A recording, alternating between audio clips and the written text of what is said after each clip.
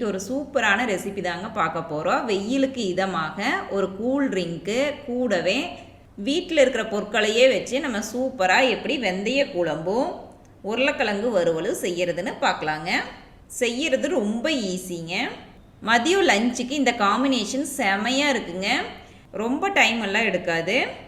நீங்கள் ட்ராவல் பண்ணுறீங்க அப்படின்னா இந்த மாதிரி செஞ்சு எடுத்துகிட்டு போனீங்கன்னா நீங்கள் 2 நாள் கூட வச்சு சாப்பிடலாம்.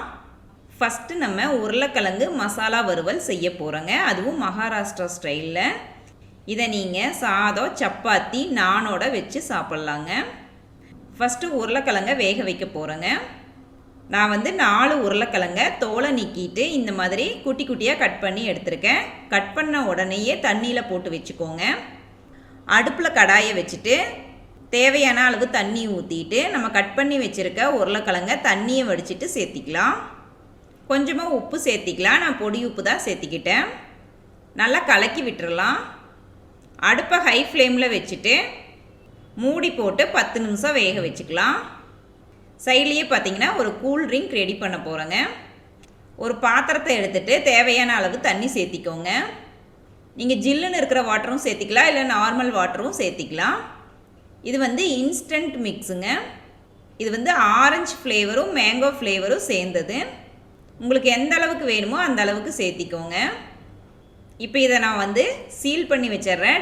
ஏர் போச்சு அப்படின்னா உங்களுக்கு கட்டி ஆயிரும். நல்லா கலக்கி விட்டுக்கலாம். உங்களுக்கு சப்போஸ் டேஸ்ட் குறைவாக இருந்தால் திருப்பியும் இன்ஸ்டன்ட் மிக்ஸ் பவுடரை சேர்த்திக்கலாம். உங்களுக்கு சுகர் எந்த அளவுக்கு தேவையோ அந்த அளவுக்கு சேர்த்திக்கோங்க. இப்போ ஓப்பன் பண்ணி பார்க்கலாம்.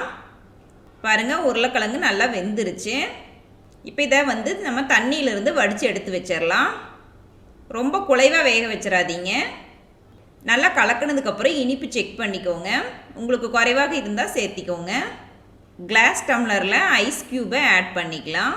உங்களுக்கு விருப்பப்பட்டால் சேர்த்திக்கோங்க, இல்லைன்னா ஸ்கிப் பண்ணிவிடுங்க. அடுத்ததாக நம்ம ரெடி பண்ணி வச்சுருக்க சாஃப்ட் ட்ரிங்கை ஆட் பண்ணிக்கலாம். இந்த ட்ரிங்க் பார்த்திங்கன்னா உங்களுக்கு சம்மர் டைமில் ரொம்ப யூஸ்ஃபுல்லாக இருக்கும். திருப்பியும் நீங்கள் விருப்பப்பட்டால் ஐஸ் க்யூப் ஆட் பண்ணிக்கலாம். வெயில் காலத்தில் நம்ம தண்ணி நிறைய எடுத்துக்கணுங்க. குழந்தைகளுக்கு இந்த மாதிரி போட்டு கொடுத்தீங்க அப்படின்னா விரும்பி குடிப்பாங்க.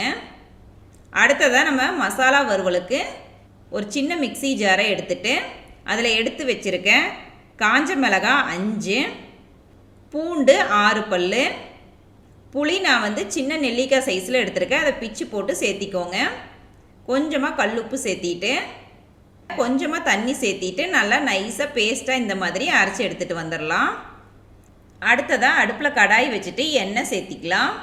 எண்ணெய் காஞ்சதுக்கப்புறம் கடுகு 1/4 டீஸ்பூன், கடுகு பொரிஞ்சு வந்ததுக்கப்புறம் உளுத்தம்பருப்பு 1 டேபிள் ஸ்பூன், கொஞ்சமாக கருவேப்பில்லை.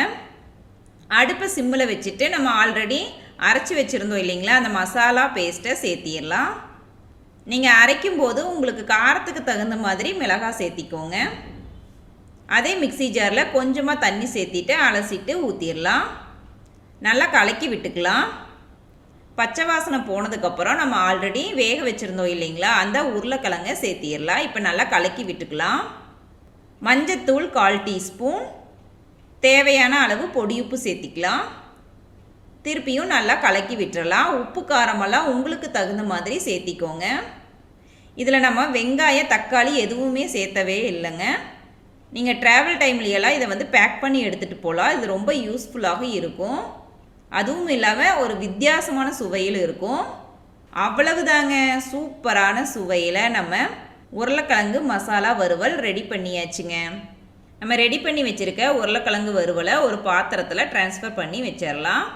அடுத்ததாக நம்ம வெந்தய குழம்பு ரெடி பண்ண போகிறோம். அதுக்கு அடுப்பில் கடாயை வச்சுட்டு வெந்தயம் 1 டேபிள் ஸ்பூன் சேர்த்திட்டு நல்லா ட்ரை ரோஸ்ட் பண்ணி எடுத்துக்கலாங்க. அடுப்பை சிம்மில் வச்சுக்கோங்க. இந்த வெந்தய குழம்பு பார்த்திங்கன்னா வெயில் காலத்தில் எடுத்துக்கிட்டோன்னா ரொம்ப நல்லதுங்க. உடம்புக்கு குளிர்ச்சியானது கூட. நல்லா மணம் வந்ததுக்கப்புறம் நம்ம அடுப்பில் இருந்து எடுத்து ஆற வச்சிடலாம். ஆறினதுக்கப்புறம் சின்ன மிக்ஸி ஜாருக்கு சேர்த்திட்டு நல்லா பொடியாக அரைச்சி எடுத்துக்கலாங்க. அரைச்சி எடுத்த பொடியை நம்ம ஒரு சின்ன கிண்ணத்தில் நம்ம ட்ரான்ஸ்ஃபர் பண்ணி வச்சுக்கலாம். அதே மிக்ஸி ஜாரில் கட் பண்ணி வச்சுருக்க தேங்காய் 4 ஸ்பூன் அளவுக்கு சேர்த்திக்கிறேன். கொஞ்சமாக தண்ணி சேர்த்திட்டு நல்லா நைஸாக அரைச்சி எடுத்துகிட்டு வந்துடலாம். அடுப்பில் கடாயை வச்சுட்டு நல்லெண்ணெய் சேர்த்திக்கலாம். வெந்தய குழம்புக்கு நல்லெண்ணெய் சேர்த்தி செஞ்சிங்கன்னா நல்ல டேஸ்ட்டாக இருக்குங்க. மாதம் ஒரு வாட்டியாவது இந்த மாதிரி குழம்பு வச்சு சாப்பிட்டோம்னா நமக்கு வயிற்றில் எந்த பிரச்சனை இருந்தாலும் சரியாயிடும். எண்ணெய் காஞ்சதுக்கப்புறம் கடுகு 1/4 டீஸ்பூன், பொடியாக கட் பண்ணி வச்சுருக்க சின்ன வெங்காயம் 1 கைப்பிடி அளவு, சீக்கிரமாக வதங்குறதுக்காக கொஞ்சமாக கல்லுப்பு சேர்த்திக்கலாம். நீங்கள் பெரிய வெங்காயம் எடுத்துக்கிட்டீங்க அப்படின்னா 2 பெரிய வெங்காயம் எடுத்துகிட்டு பொடியாக கட் பண்ணிவிட்டு சேர்த்திக்கோங்க. வெங்காயம் நல்லா வதங்கினதுக்கப்புறம் இஞ்சி பூண்டு பேஸ்ட் 1 டேபிள் ஸ்பூன், திருப்பியும் நல்லா கலக்கி விட்டுக்கலாம். இஞ்சி பூண்டோட பச்சை வாசனை போனதுக்கப்புறம் பொடியாக கட் பண்ணி வச்சுருக்க தக்காளி 2, நல்லா பழுத்த தக்காளியை எடுத்துக்கோங்க. தக்காளியை நல்லா மசிஞ்சு வர வரையில் வேக வச்சுக்கலாம். நல்லா கலக்கி விட்டுட்டு மூடி போட்டு வேக வச்சுக்கலாம். இப்போ ஓப்பன் பண்ணி பார்க்கலாம். தக்காளி நல்லா மசிஞ்சு வந்துருச்சு. இந்த ஸ்டேஜில் நம்ம ஆல்ரெடி தேங்காய் விழுது அரைச்சி வச்சுருந்தோம் இல்லைங்களா, அதை சேர்த்திக்கலாம். அடுப்பை சிம்மில் வச்சுக்கோங்க. அதே மிக்ஸி ஜாரில் கொஞ்சமாக தண்ணி சேர்த்திட்டு அலசிட்டு சேர்த்திக்கலாம். மஞ்சத்தூள் 1/4 டீஸ்பூன், மிளகாய்த்தூள் 1 டேபிள் ஸ்பூன், உங்களுக்கு காரத்துக்கு தகுந்த மாதிரி சேர்த்திக்கோங்க. தேவையான அளவு கல்லுப்பு சேர்த்திட்டு நல்லா கலக்கி விட்டுக்கலாம். அடுத்ததாக புளிக்கரைசல் சேர்த்திக்கலாங்க. நான் புளியை எப்படி ஊற வச்சுக்கிட்டேன் அப்படின்னா, டீ குடிக்கிற டம்ளரில் 1 டம்ளர் அளவு தண்ணி எடுத்துக்கிட்டு அதில் நெல்லிக்காய் சைஸில் புளி ஊற வச்சு நல்லா கரைச்சி வடிகட்டி எடுத்து வச்சுருந்தேங்க. இப்போ இதை சேர்த்திக்கிட்டேன். புளித்தண்ணியோட பச்சை வாசனை போகிற வரையிலும் நல்லா கொதிக்க வச்சுக்கணும். திருப்பியும் நல்லா கலக்கி விட்டுக்கலாம். உப்பு காரமெல்லாம் உங்களுக்கு தகுந்த மாதிரி சேர்த்திக்கோங்க. குழம்பு நல்லா கெட்டியாக வர வரையில் கொதிக்க வச்சுக்கலாம். நம்ம ஆல்ரெடி வறுத்து பொடி பண்ணி வச்சுருந்த வெந்தய பவுடரை சேர்த்திக்கலாம். நான் 1/2 டேபிள் ஸ்பூன் அளவுக்கு சேர்த்திக்கிட்டேன். நிறைய சேர்த்திடாதீங்க, அப்புறம் குழம்பு ரொம்ப கசப்பாக போயிடும். அதனால் கொஞ்சமாக சேர்த்திக்கோங்க.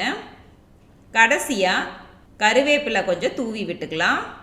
கொஞ்சமாக கொத்தமல்லி இலை நல்லா கலக்கி விட்டுட்டு அடுப்பை ஆஃப் பண்ணிடலாங்க. அவ்வளவுதாங்க, சூப்பரான சுவையில் உடலுக்கு குளிர்ச்சி தரக்கூடிய வெந்தய குழம்பு ரெடி பண்ணியாச்சுங்க. உங்களுக்கு இந்த குழம்பு அடுத்த நாள் வச்சுருந்து சாப்பிடும்போது செம்ம டேஸ்ட்டாக இருக்குங்க. இப்போ நம்ம ரெடி பண்ண உடலுக்கு குளிர்ச்சி தரக்கூடிய வெந்தய குழம்பையும் ஒரு பாத்திரத்தில் ட்ரான்ஸ்ஃபர் பண்ணிடலாம். சுட சுட சாதத்தோட வெந்தய குழம்பு, உருளைக்கிழங்கு வறுவல் மதியான லஞ்சுக்கு செமையாக இருக்குங்க. இந்த 2 ரெசிபியும் உங்களுக்கு ரொம்ப ஈஸிங்க. நீங்களும் இந்த ரெசிபியை உங்கள் வீட்டு கிச்சனில் மறக்காமல் ட்ரை பண்ணி பாருங்கள் ஃப்ரெண்ட்ஸ். எப்படி வந்துச்சுன்னு கமெண்ட்ஸ் பண்ணுங்கள். நெக்ஸ்ட் வீடியோவில் உங்களை புதுவித ரெசிபியுடன் மீட் பண்ணுறேங்க. Bye bye friends.